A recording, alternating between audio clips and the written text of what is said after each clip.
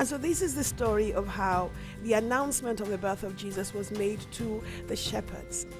And the striking thing about this announcement of the birth of Jesus is that they were not simply told by the angel, listen, something momentous has happened and there's a child who is born. The way the angel makes this announcement immediately tells us one of the major components of the mission and the existence of this child on the earth. He says to them, I bring you good news that will cause great joy for all the people. As we celebrate Christmas, beloved, keep this in mind. We are celebrating good news that is a cause for great joy.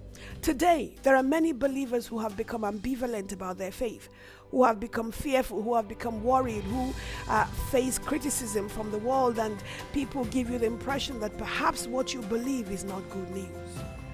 And because they disagree with what you believe, because they disagree with your theological position, your moral position, they think that your faith is perhaps a bit too absolute and they would like you to relativize things. They make it seem as if you were a bearer of bad news.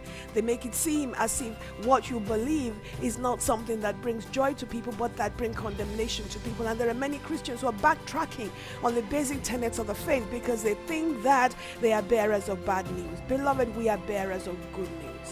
Jesus arrived and the angel announced good news of great joy. We have to recapture that understanding and that revelation that the gospel that we preach is good news, that the coming of Jesus to the earth is a source of great joy. It is not a source of condemnation, but a source of great joy. But Jesus himself said that men are already condemned. He has come to bring salvation.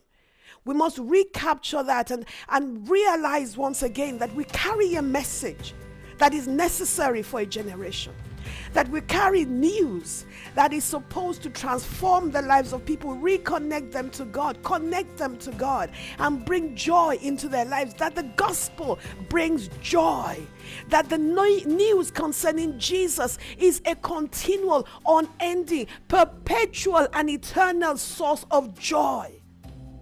We must once again capture that revelation that Jesus brings joy. Not joy because he approves of your lifestyle, not joy because he condones your behavior, not joy because he says anything you want goes. Joy because there is a reality that is spiritual, that supersedes the natural. There is a presence of God that comes into the lives of people, that evacuates the works of darkness and brings joy. Good news of great joy. I want to encourage you, beloved, write it down, quote it, say it, declare it. The gospel is that great joy because man is separated from God, and the coming of Jesus inaugurates a new era when man can now know joy in God. You know, Jesus himself was a man of joy. We know in Isaiah that he says he was a man of sorrows because he carried our sins, but in himself he was not a sorrowful person, he was a joyful person. He was a man of joy.